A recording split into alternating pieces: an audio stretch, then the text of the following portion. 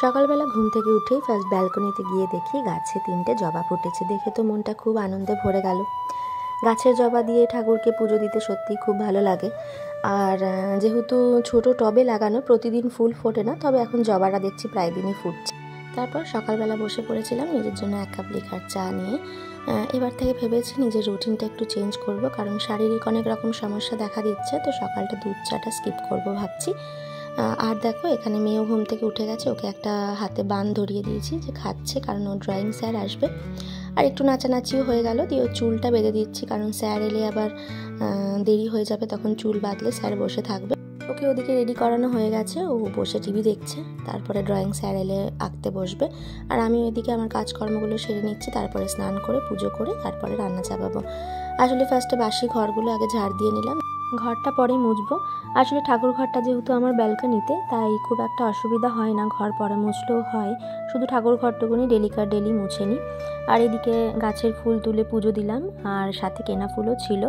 দিয়ে পুজো করে এসে নিজের একটু স্কিন কেয়ার করে নিচ্ছি। স্কিন কেয়ার বলতে সেরকম কিছু নয়, একটু আগুনের ধারে যেহেতু রান্না করি, তাই জন্য একটু সানস্ক্রিন লাগাই। হ্যাঁ, ঘরে থাকলেও লাগাই। ওই যে আগুনের ধারে রান্না করলে না কী হয়, ট্যানটা একটু পড়ে। আর এদিকে ভাত চাপাবো বলে জলও বসিয়ে দিয়েছি, আর আমি একটু খেয়ে নেব কর্নফ্লেক্স। সকালবেলা সেরকমভাবে ব্রেকফাস্ট আমার করা হতো না বলেই একটু প্রবলেম হচ্ছে, তো ওই জন্য ভেবেছি এবার থেকে রেগুলার রুটিনে ব্রেকফাস্টটা করবোই, তাতে যেরকমই হোক খাবার।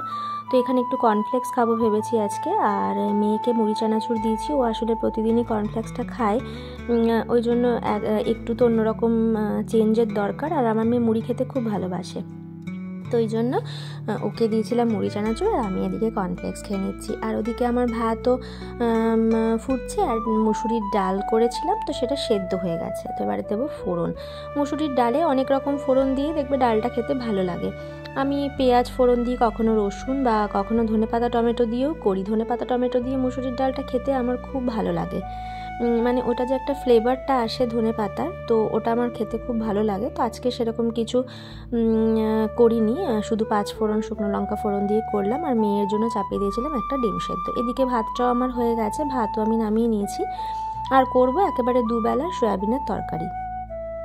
আমার জন্য গতকাল চিংড়ি মাছ করেছিলাম, তো সেটা ফ্রিজে রাখা আছে, ওটাতে আমার হয়ে যাবে। ওই জন্য শুধু মেয়ের জন্য ডিম সেদ্ধটা চাপিয়েছিলাম। আর এদিকে সয়াবিনের তরকারি করব, সাথে ডাল, ওতেই আমাদের মেয়ের হয়ে যায়। আর একেবারে রাতের জন্য করে নিচ্ছি, কারণ রাতে রুটির সাথে আবার কি তরকারি করব আলাদা করে, ওই জন্য সয়াবিনটা একেবারে দুবেলারই করে রেখে দেবো।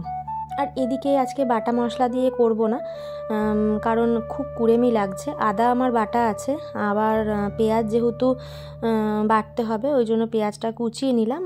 আর রসুন দেবই না, রসুনটা একেবারে স্কিপ করে যাব।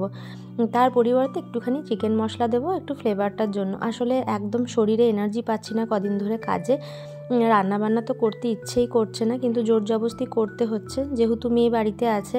ওর এখনও স্কুল স্টার্ট হয়নি, 2 তারিখ থেকে স্টার্ট হবে এপ্রিলের। তো ওই জন্য ও বাড়িতে আছে, রান্না তো করতেই হবে। যদিও ওর স্কুল চালু হয়ে গেলেও সেই ওর জন্যই আমাকে রান্না করতেই হবে, আমার ইচ্ছে না হলেও। একার জন্য খুব একটা রান্না করতে ইচ্ছে করে না। আমি যদি একা থাকতাম হয়তো প্রায় দিনই সেদ্ধ ভাত খেয়ে চালিয়ে দিতাম। তো যেহেতু মেয়ে আছে, মেয়ের জন্য আমাকে রান্না করতেই হবে। আর ও এখন অনেক রকম খেতেও শিখেছে, একটু নতুন নতুন কিছু করে দিলে বেশ খেতে ভালোও বাসছে। বাইরের খাবার খেতে খুব একটা ইন্টারেস্টেডও নয়, ও ঘরে ওকে অনেক রকমভাবে বানিয়ে দিলে ও খেতে বেশ পছন্দ করে। এইদিকে আমার সয়াবিন কষছে, আর ঘর দুয়ারও মোছা হয়ে গেছে। আর ফাঁকে একটুখানি খিদে পেয়ে গেছিলো। আসলে আমার মুখ সারাদিন চালাতেই হবে। সকালে ব্রেকফাস্ট করি না ঠিকই, করা হয় না, এটা একদমই ভালো স্বভাব নয় আমার যদিও, তবে সারাদিন টুকটাক মুখ আমার চলেই।